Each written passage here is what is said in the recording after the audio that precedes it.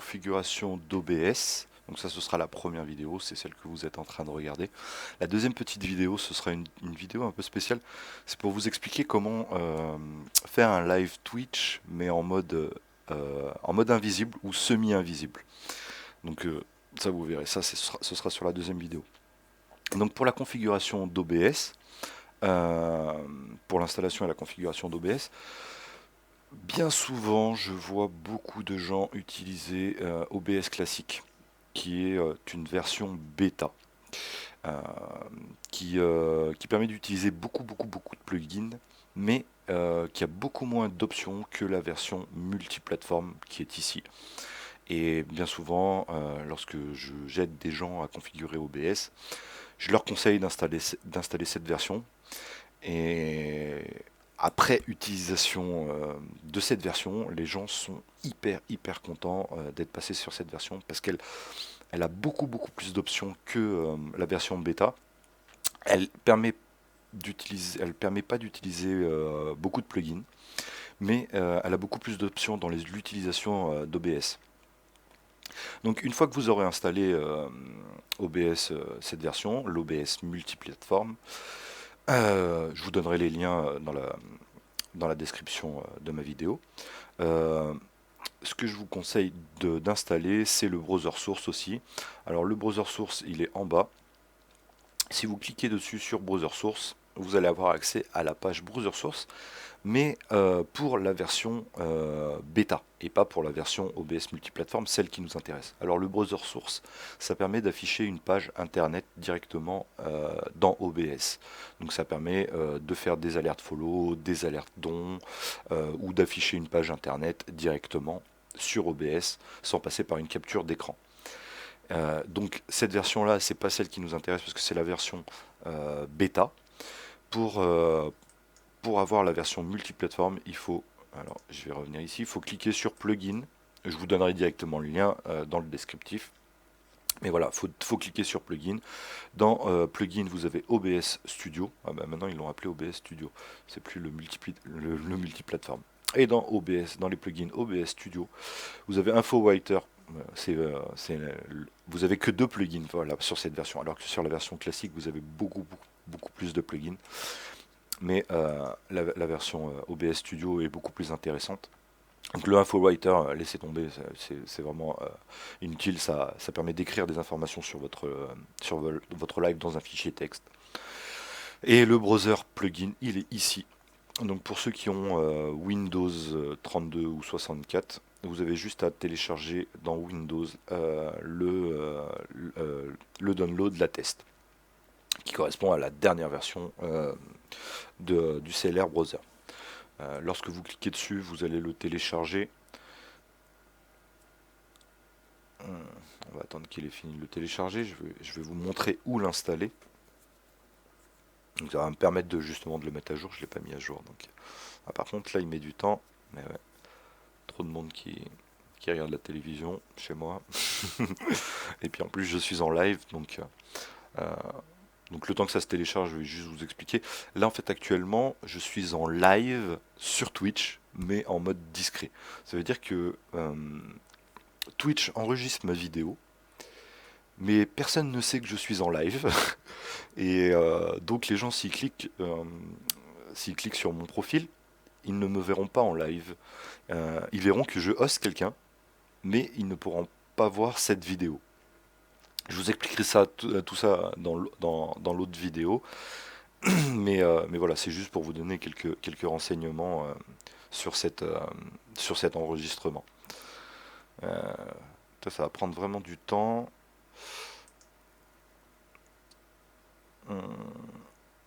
Ouvrir le dossier de téléchargement.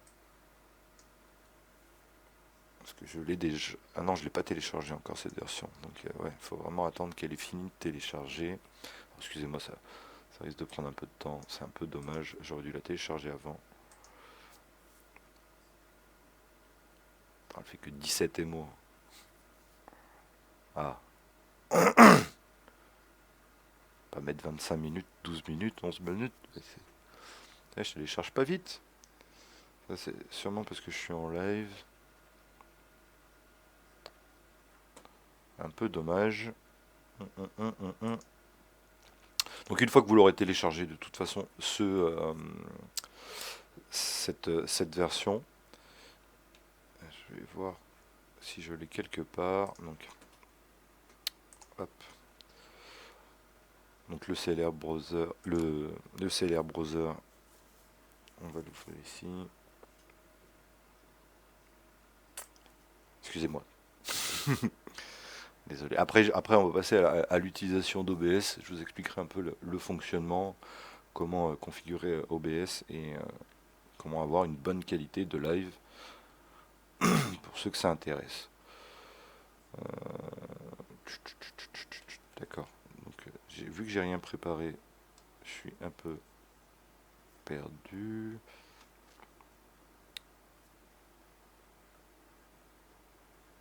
Où est-ce qu'il est?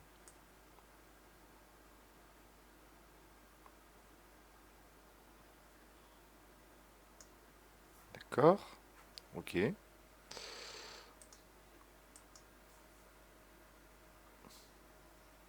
Donc c'est OBS Browser.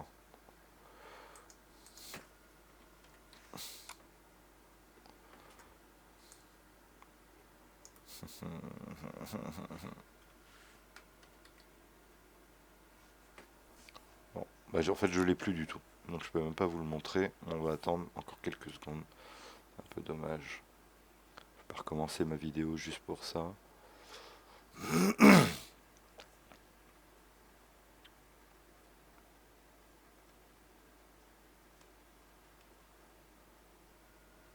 Donc le temps qui finit, le temps qu'il finisse de télécharger, je vais vous montrer. Donc une fois que vous l'aurez téléchargé, que vous l'aurez sur votre PC, ce qu'il faudra aller, c'est dans disque C, programme file, enfin le disque où vous avez votre OS, le disque dur où vous avez votre OS.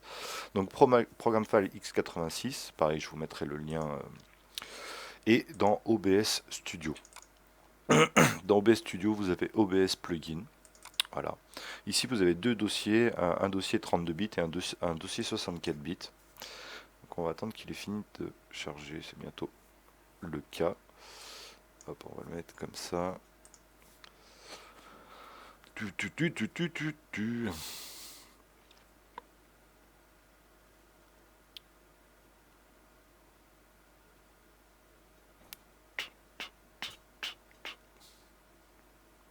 J'ai une très bonne connexion. En fait, en 2 secondes, je l'aurais téléchargé. Mais vu que je suis en train de streamer et que j'ai d'autres personnes qui utilisent l'ordinateur, le réseau à la maison, ça va me faire un peu plus la geek d'habitude.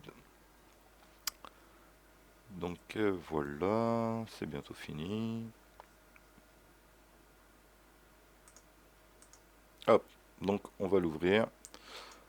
Hop, donc il est ici, OBS Plugin. Donc vous avez le dossier 32 et 64. Tout ce que vous avez à faire, c'est prendre les deux dossiers 32 et 64 et les faire glisser dans OBS Plugin.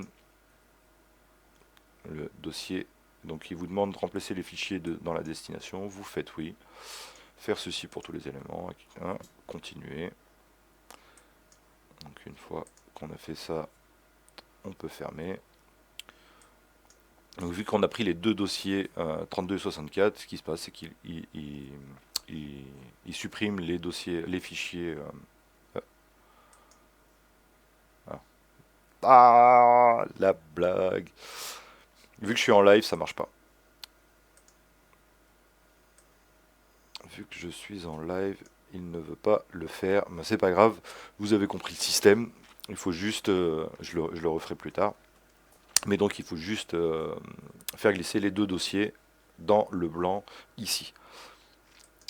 Donc voilà, maintenant donc vous aurez installé, une fois que vous aurez installé cette version d'OBS,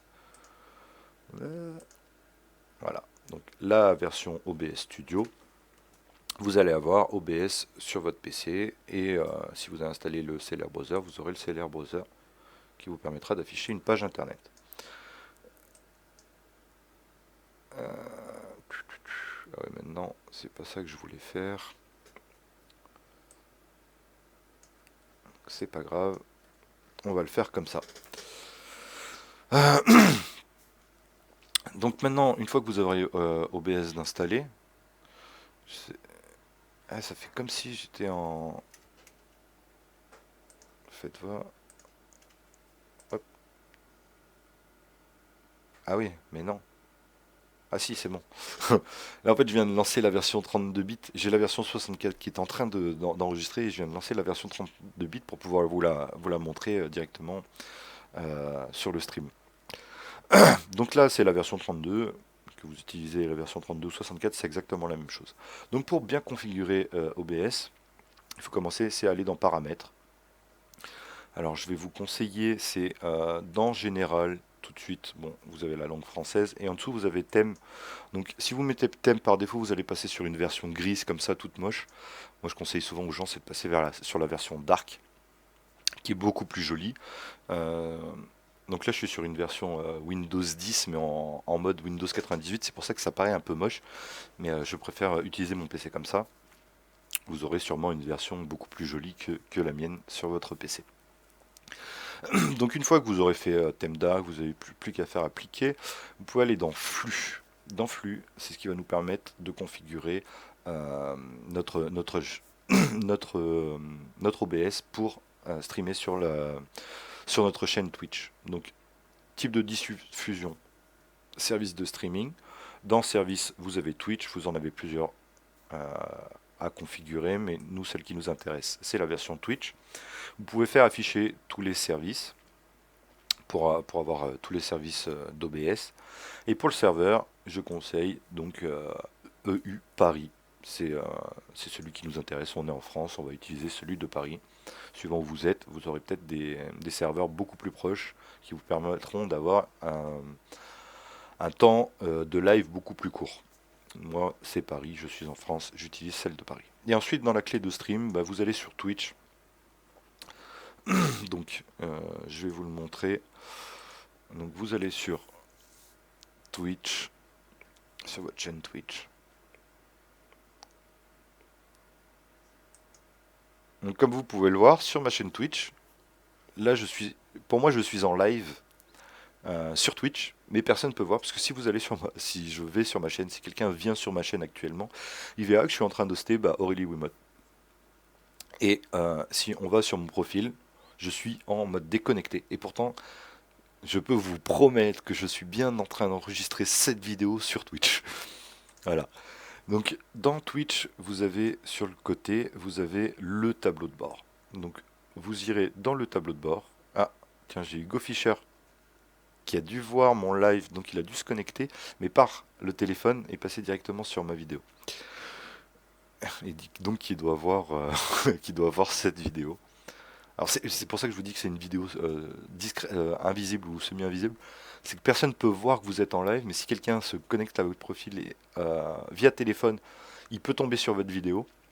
Et si il se connecte sur votre profil via PC, en fait, il pourra voir votre vidéo, mais d'une façon un peu spéciale. Donc tout ça, je vous expliquerai sur l'autre vidéo. Donc pour récupérer la clé de flux, elle est là, elle est dans le tableau de bord, clé de flux. Une fois que vous avez cliqué sur clé de flux, vous n'avez plus qu'à cliquer sur clé de flux. Vous n'avez plus qu'à cliquer sur choquer. Et lorsque vous cliquerez sur choquer, vous récupérez une clé que vous mettrez ici. Voilà. Donc ensuite, vous n'aurez plus qu'à appliquer.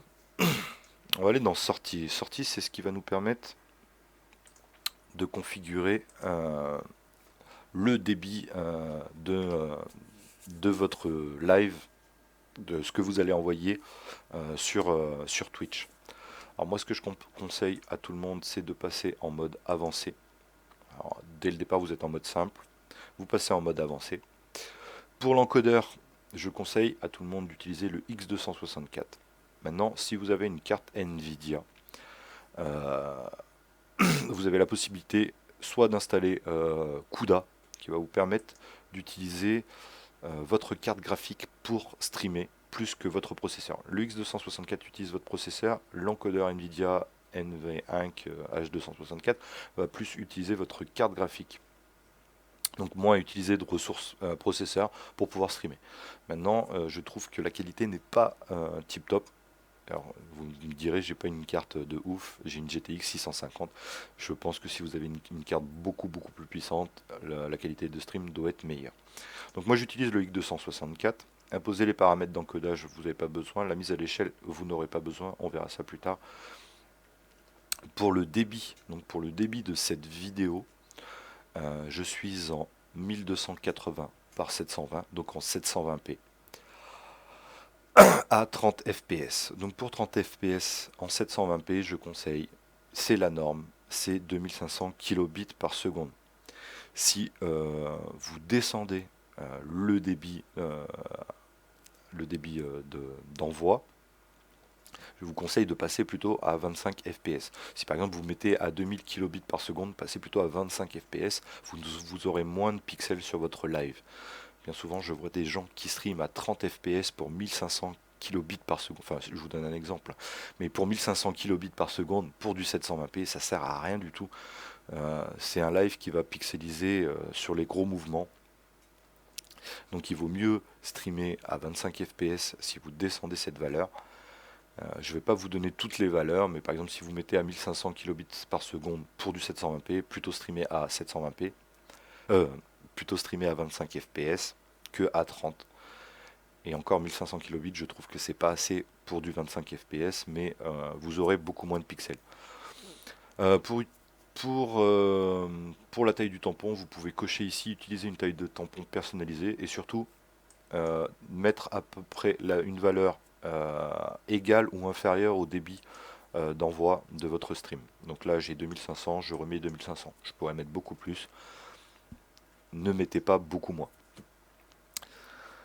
Donc ici on a intervalle d'images clés par seconde. Donc là elle est à 0. Elle est en automatique. Ça veut dire qu'elle va capturer automatiquement toutes les images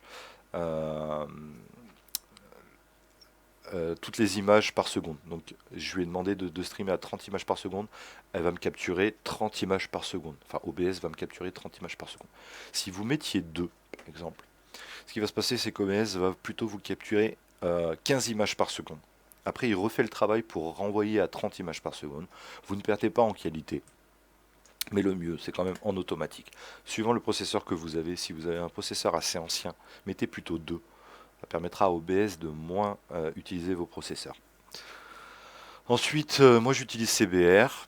En réglage prédéfini, Very Fast, c'est largement suffisant. Si vous avez un processeur beaucoup plus puissant, vous pouvez utiliser Faster ou Fast, mais ça demandera plus de ressources processeur. Et si vous avez un processeur moins puissant, vous pouvez passer en super fast ou en ultra fast, ce qui fera que votre processeur travaillera beaucoup plus rapidement euh, pour envoyer le live. Par contre, vous risquez de perdre en qualité. En profil, je suis en main. Euh, en réglage, en réglé, je ne mets rien du tout. Et en fréquence d'image variable, je ne mets rien du tout. Vous n'avez plus qu'à appliquer. En audio. Alors là, en audio, pour la petite différence entre OBS version bêta et la version studio, on a beaucoup plus d'options dans tout ce qui est audio. Par exemple, on a la possibilité de capturer deux périphériques audio différents. Ça permet pour certains, par exemple, d'avoir par exemple le périphérique audio principal qui est mon casque. Donc je pourrais le mettre par défaut. Là, je le mets directement sur mon casque. Je préfère le configurer directement sur le périphérique que j'utilise. Et par exemple, je pourrais utiliser un deuxième périphérique. Donc là, j'en ai pas parce ils sont tous désactivés. Mais si j'avais d'autres périphériques audio, je pourrais envoyer de la musique sur un autre périphérique audio que je n'utilise pas, ce qui permettrait à OBS de capturer cette musique sans que moi je l'entende dans mon casque. C'est super intéressant, chose que vous ne pouvez pas faire sur l'ancien OBS où vous êtes obligé d'utiliser des techniques un peu plus subtiles pour pouvoir capturer de l'audio sans l'entendre dans votre casque. Vous avez aussi trois périphériques auxiliaires, donc tout ce qui est micro. Donc là, moi j'ai mon périphérique auxiliaire principal qui est mon micro Logitech G35. Et pareil, vous pourriez utiliser deux autres micros ou deux autres entrées de capture audio sur votre ordinateur. Donc par exemple, là moi j'ai entrée ligne périphérique audio. Donc ça veut dire que je pourrais faire rentrer de la musique sur mon PC que je n'entendrai pas forcément dans mon que je n'entendrai pas forcément sur mon casque, mais que OBS capturerait. Voilà, ça c'est la petite information pour ceux qui voudraient justement avoir plusieurs périphériques, avoir plusieurs entrées audio sans forcément les entendre sur son casque, ou pour pouvoir utiliser, par exemple, parler à plusieurs sur son PC et capturer directement via OBS. Voilà, donc il ne vous reste plus qu'à appliquer. Donc, ce que je peux vous conseiller, c'est dans périphérique audio de bureau, c'est de mettre haute, par défaut, et périphérique audio micro de mettre par défaut aussi.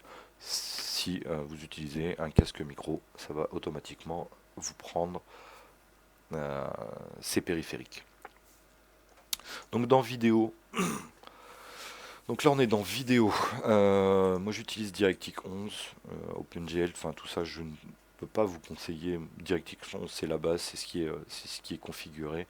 Peut-être que quelqu'un vous conseillera peut-être plus OpenGL, je ne sais pas. Pour la résolution de base, donc ça c'est ce que OBS va capturer. Ça correspond à l'écran que je suis en train de capturer qui est en 1280 par 720. Donc d'habitude c'est un écran qui est en 1440 par 900. Je vous parle un peu chinois mais je préfère vous donner les résolutions réelles.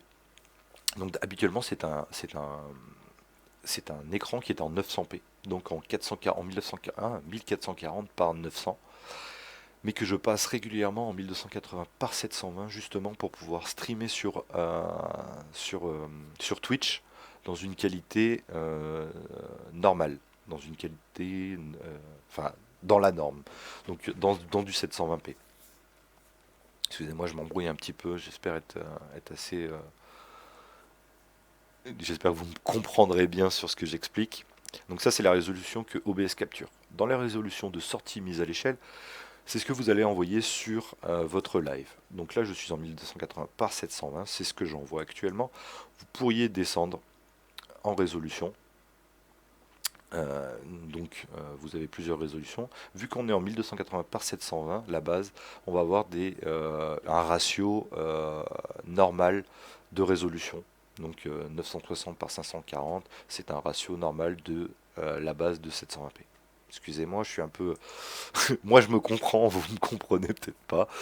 Mais voilà, je ne vais pas vous expliquer les débits et le ratio que vous devriez utiliser sans connaître vraiment votre débit Internet. Donc moi, j'ai un débit Internet en upload de 5 mégas, ce qui me permet de streamer avec un débit de 2500 kilobits par seconde, tranquillement, sans avoir de soucis, en 720p à 30 fps.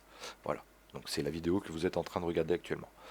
En filtrage de mise à l'échelle, vous avez trois options.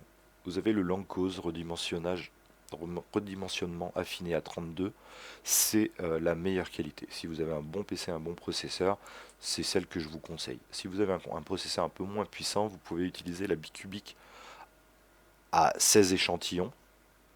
Et si vous avez encore un processeur encore moins puissant, c'est le bilinéaire. Alors c'est beaucoup plus rapide, mais c'est beaucoup plus flou. Vous perdrez beaucoup en qualité. Mais ça reste quand même une qualité raisonnable. Je ne vais pas vous dire que c'est une qualité vraiment pourrie, parce que ça reste une qualité regardable, que ce soit sur téléphone portable ou sur PC. Dans les valeurs de FPS, vous avez trois options. Donc vous avez la valeur de FPS commune, donc ce qui correspond à la valeur de FPS de votre PC. Là, je suis à 30 fps. Si je mettais une valeur de fps commune et que je streamais un jeu, si mon jeu monte en fps, OBS va avoir tendance à monter dans les fps. C'est pour ça que je conseille souvent aux gens d'utiliser, je conseille aux gens d'ailleurs tout court, d'utiliser la valeur de fps intégrale et de mettre la valeur de fps directement ici. Donc là, je suis à 30, vous pourriez mettre 25. Mais de la mettre directement ici, comme ça OBS enverra que du 30 fps tout le temps. Il ne va pas bouger dans les FPS. Enfin, il va bouger, mais un tout petit peu moins que si vous utilisez une valeur de FPS commune. OBS se calerait sur la valeur de FPS du gameplay et ça risque de monter et de vous faire laguer sur le jeu. C'est pour ça que je conseille la valeur de FPS intégrale. Il ne vous restera plus qu'à appliquer. Après les autres options, on va passer, je ne vais pas les expliquer. Donc ça, c'était pour le paramétrage d'OBS. Maintenant, je vais passer sur l'explication des scènes. Donc là on est sur OBS Studio.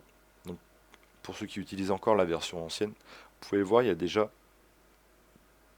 donc il y a les scènes, chose que vous avez sur l'ancienne OBS. Vous avez les sources, donc là ce qui vous permet d'ajouter des sources, donc images, browser source, donc le plugin qu'on a installé qui nous permet d'afficher des pages internet, source média. Alors sur l'ancienne OBS, on était obligé d'installer un plugin. Sur cette version d'OBS, on n'est pas obligé d'installer un plugin, c'est directement intégré, c'est pour regarder des vidéos directement sur OBS, sans passer par une capture d'écran de VLC ou d'un autre lecteur. Vous pouvez l'envoyer directement sur OBS. Ensuite, on peut afficher des textes, capture d'écran, c'est ce que je suis en train d'utiliser actuellement. Vous avez capture de fenêtre, c'est pour capturer juste une application. Par exemple, si vous utilisiez, je ne sais pas, un exemple, on va prendre Google Chrome, que vous diminuiez, enfin que vous réduisiez la résolution de votre Google Chrome. Si vous êtes en capture de fenêtre, ça ne capturera que la fenêtre Google Chrome. Et ça ne capturera pas le tour. Par contre, en capture d'écran, ça vous capturera tout ce qui se passe sur l'écran. Capture de jeu, donc ça c'est pour les gens qui utilisent OBS pour capturer un jeu directement sur leur PC, qui jouent à un jeu directement sur leur PC, et qui pourront capturer directement le jeu. C'est ce que je conseille aux gens pour la capture de jeu. Ne faites pas une capture d'écran, ça prend un peu plus de ressources. La capture de jeu, c'est vraiment le meilleur pour capturer votre gameplay directement dans OBS. Ensuite, vous avez périphérique de capture vidéo, ce qui va vous permettre de capturer votre caméra, votre appareil d'acquisition, n'importe quoi. D'autres qui est un appareil d'acquisition. Et ensuite, vous pouvez rajouter une capture d'audio entrant, une capture d'audio sortant. Donc encore, comme je vous ai expliqué tout à l'heure, dans audio, vous avez déjà deux périphériques d'entrée, de sortie et deux périphériques et trois périphériques d'entrée. Et vous pouvez encore en rajouter d'autres ici en rajoutant capture d'audio entrant ou capture d'audio sortant. Si vous n'en avez pas assez, je pense qu'on en a déjà assez avec 2 et 3. Donc voilà, ça c'est pour l'explication principale et la configuration d'OBS. Ce qui se passe, c'est que bien souvent j'explique aux gens ou je fais des configurations à distance pour configurer les lives des gens et pour configurer OBS. Donc là, j'espère vous avoir expliqué le maximum de choses sur l'utilisation d'OBS. Donc vous pouvez utiliser soit un clic droit ici pour ajouter, vous pouvez faire plus directement ici. L'avantage de cet OBS, c'est qu'il a une table de mixage, chose que l'ancien OBS n'a pas. Dans cette table de mixage, on a accès directement à notre audio. On peut monter le volume de l'audio jusqu'à 200% et le descendre jusqu'à 0. Et pour ceux qui capturent de la console sur leur PC grâce à un appareil de capture, vous avez le décalage de la synchronisation directement ici. Donc si vous avez un décalage entre votre caméra et le gameplay de votre PS3 par exemple, alors vous devrez faire des tests pour vraiment voir le décalage à mettre. Mais si vous mettiez 1000 par exemple en décalage, ce qui va se passer, c'est que si je ferme la fenêtre, mon micro va être décalé. Je vais peut-être pas le faire parce que ça va peut-être me faire. Donc mon micro va être décalé de 1 seconde, de 1000 millisecondes. Donc je vais avoir un décalage micro de 1000 secondes. Si vous streamez de la console et que vous voudriez faire la même chose sur la caméra, vous pouvez le faire via les propriétés de la caméra, via des filtres que vous pouvez installer sur votre source et mettre un décalage sur cette source. Excusez-moi, je m'explique peut-être mal.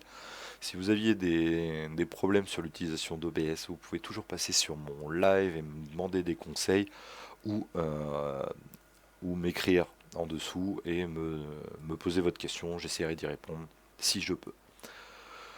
Voilà, je ne vais pas rentrer plus dans les détails dans l'utilisation d'OBS. Je pense vous avoir expliqué les principales choses qu'il faut savoir sur l'installation et la configuration d'OBS. Pour le reste, je vous laisserai voir ou venir me poser directement des questions sur mon live ou dans le chat juste en dessous. Enfin, si vous pouvez écrire juste en dessous, me poser des questions, il n'y aura pas de souci. Je me répète, mais voilà. Donc je vous souhaite une bonne continuation. J'espère que vous ferez des bons lives. Essayez d'avoir une bonne qualité de stream. N'essayez pas de streamer plus haut que ce que vous pouvez en débit. C'est ce que je vous expliquais tout à l'heure. Si, si vous streamez par exemple à 1000 kilobits par seconde, n'essayez pas de streamer du 720p à 30 fps. Vous allez avoir un live qui pixelise à fond. Par exemple, si vous streamez à 1000 kilobits par seconde, ce que je vous conseillerais, c'est plutôt de descendre votre configuration à plutôt 640 par 480 à 25 fps. Ça suffira largement. Vous aurez une qualité, vous aurez une résolution beaucoup plus basse, mais une qualité et une fluidité raisonnable pour que les gens puissent vous voir sur téléphone ou sur PC. N'essayez pas d'aller plus haut que ce que vous pouvez. Ça ne sert à rien, vous aurez une qualité dégueulasse. Voilà. Je vous souhaite une bonne continuation et je vous dis bah, à la prochaine parce que je vais juste envoyer la petite vidéo qui est explicative de comment créer un live sur Twitch, donc sans être en live ou être en semi-live. Euh, Personne ne pourra voir votre live à moins de passer par une petite manipulation. Voilà, je vous souhaite une bonne continuation. Je me répète, à la prochaine.